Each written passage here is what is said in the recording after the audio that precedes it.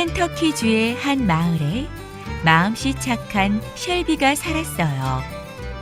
어느 날 셸비의 집에 헤일리가 들이닥쳤습니다. 내게 노예 톰과 꼬마 해리를 주시오.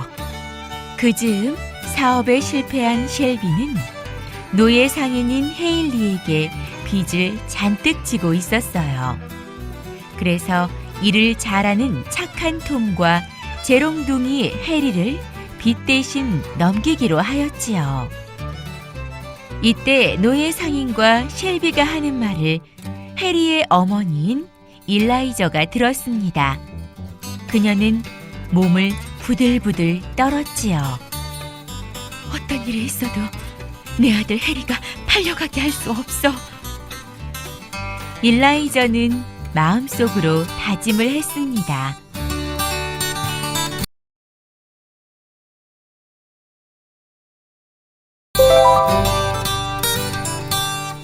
모두가 잠든 고요한 한밤중, 일라이저는 톰이 잠들어 있는 오두막집 창문을 두드렸습니다. 그러고는 톰과 해리가 빚 대신에 노예 상인에게 팔렸다고 말했어요. 저는 지금 해리와 도망갈 거예요. 제 남편 해리스를 만나거든 제가 캐나다로 갔다고 말씀해 주세요. 일라이저는 톰에게 이렇게 말하고는 아들 해리를 껴안고 밤길을 달렸어요. 바람이 몹시 차가운 밤이었어요. 그래도 일라이저는 계속 달렸지요. 어느새 들판을 지나고 숲을 지났습니다. 이만큼 왔으면 괜찮겠지? 그제야 일라이저는 안심이 되었어요.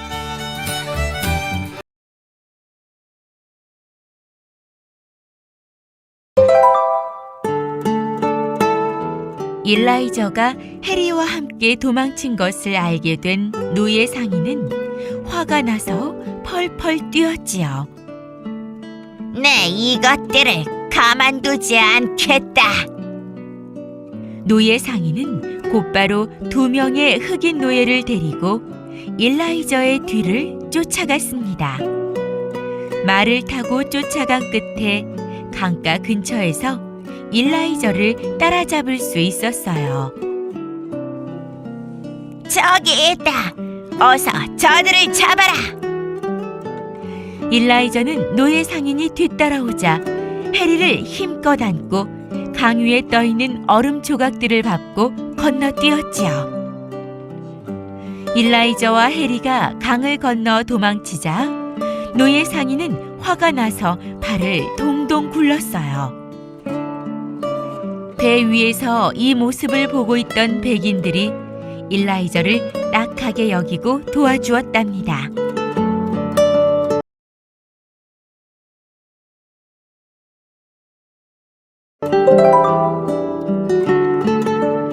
백인들의 도움으로 일라이저는 해리와 함께 몸을 숨길 수가 있었습니다. 그러던 어느 날 한 백인 아주머니가 말했습니다. 일라이저, 당신 남편이 오늘 밤에 이곳으로 올 거예요. 그게 정말인가요? 일라이저는 놀랍고 또 기뻤습니다. 해리스를 기다리던 일라이저는 깜빡 잠이 들었다가 이상한 느낌에 눈을 떴습니다. 남편 해리스가 흐느끼며 일라이저를 바라보고 있었어요. 해리스, 다시 못 볼까봐 얼마나 걱정했는지 몰라요. 일라이저는 너무 반가운 나머지 눈물이 났어요. 해리스도 일라이저를 꼭 안아주었습니다. 그때 해리도 잠에서 깨어났어요.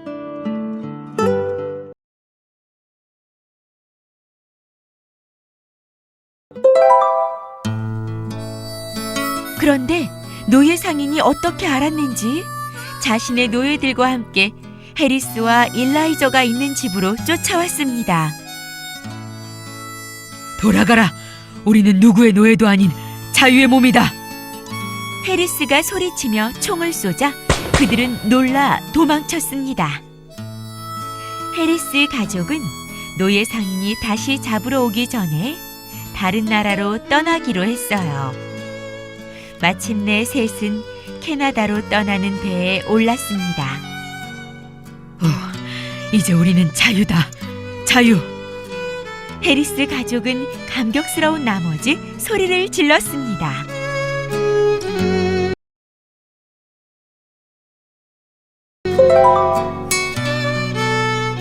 한편 톰은 노예 상인의 마차에 올랐습니다. 발목에는 무거운 쇠고랑을 차고 다른 주인에게 팔려가는 길이었지요.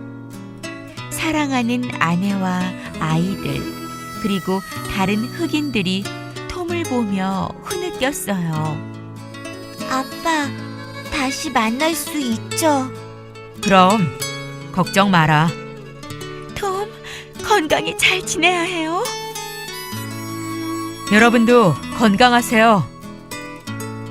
톰도 그들과 헤어지는 것이 가슴 아팠답니다. 다시는 그들을 볼 수 없을 것 같아 불안했어요.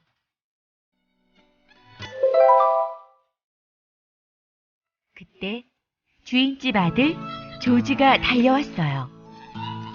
톰은 그동안 친하게 지냈던 조지와 헤어지는 것도 너무 슬펐답니다. 제가 반드시 톰 아저씨를 찾고 말겠어요. 그때까지 꼭 기다려주세요. 톰은 마음씨 착한 조지에게 감동하여 눈물을 흘리며 말했어요. 고맙습니다, 도련님. 도련님을 잊지 못할 거예요. 그때 노예 상인이 소리를 쳤어요. 톰, 어서 마차에 타지 못해?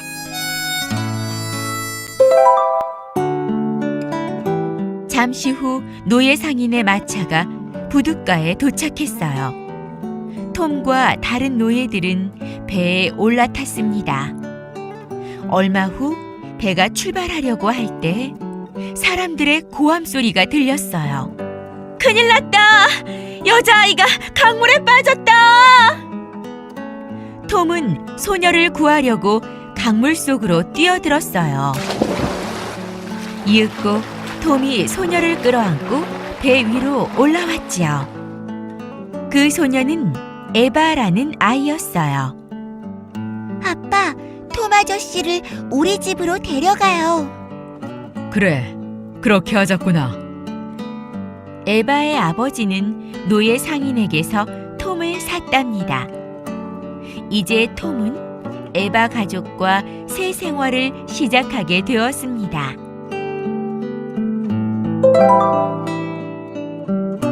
톰은 성실하게 일을 하였어요. 믿을 만한 사람이로군. 에바의 아버지는 정직하고 부지런한 톰에게 모든 집안일을 맡겼습니다. 에바도 톰을 무척이나 따랐지요. 에바는 톰과 산책을 하거나 단둘이 있게 되면 늘 맑은 목소리로 성경을 읽어주었답니다. 에바는 톰을 늘 가족처럼 대했어요.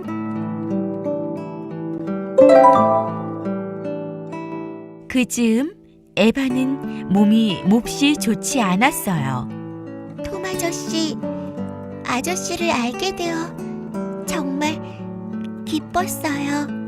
하루는 에바가 톰에게 자신의 마음을 고백했어요. 그러고는 아버지를 바라보며 말했어요.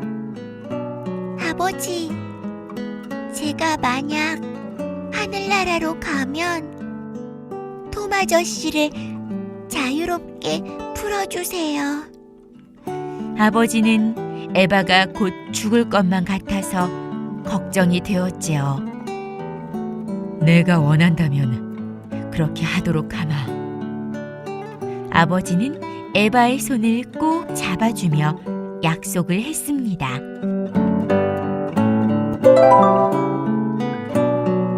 며칠 뒤 에바가 숨을 거두었어요. 모두가 지켜보는 가운데 에바의 장례식이 치러졌어요. 에바 아가씨, 부디 하늘나라에서 행복하세요.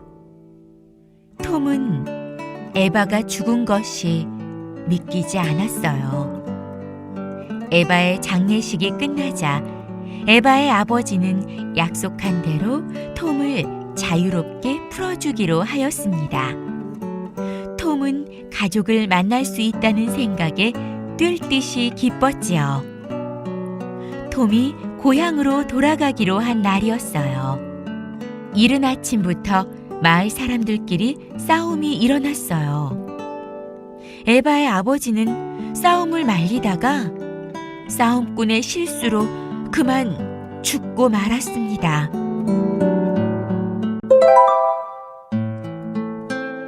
그러자 에바의 어머니는 집과 노예들을 팔기로 했습니다. 그래서 톰은 다른 노예들과 함께 노예 시장으로 끌려가야 했답니다. 톰은 고향에 갈 수 없게 된 것이 너무 괴로웠습니다. 새로 만난 톰의 주인은 노예들을 잔인하게 다뤘어요. 새 주인은 노예들의 손발에 쇠고랑을 채웠습니다. 그리고 그들을 끌고 목화 농장으로 데려갔어요. 너희는 무조건 내 말에 복종해야 한다.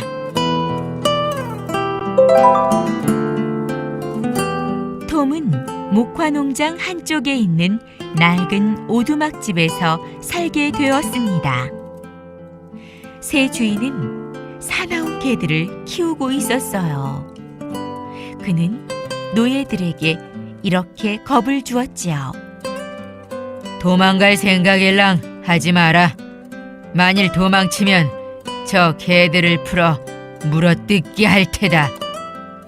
톰과 다른 노예들은 새벽부터 어두워질 때까지 온종일 땀을 흘리며 목화밭에서 일을 해야 했어요. 새 주인은 날이 갈수록 노예들에게 일을 더욱 심하게 시켰어요.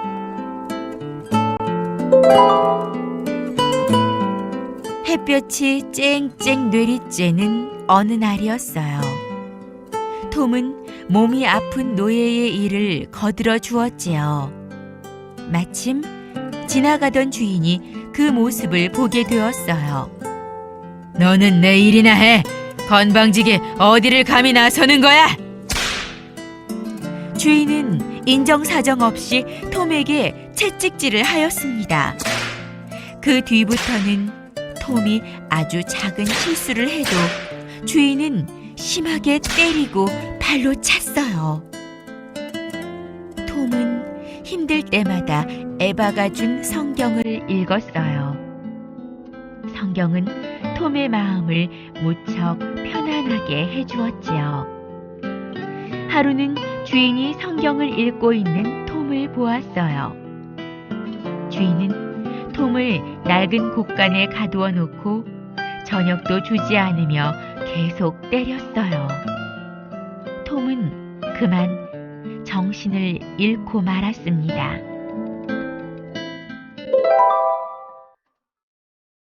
톰이 심하게 알아놓은 지 며칠이 지났어요. 그런데 첫 주인의 아들인 조지가 톰을 찾아왔습니다. 그는 약속한 대로 톰을 데리러 온 거예요. 톰은 너무 기뻐 조지의 손을 꼭 붙잡았어요. 그러나 결국 톰은 숨을 거두고 말았답니다. 그 길로 집에 돌아온 조지는 집안의 노예들을 전부 불러 모았어요. 여러분은 이제 자유의 몸입니다. 저는 톰 아저씨의 무덤에서 노예들을 모두 풀어주겠다고 약속했습니다.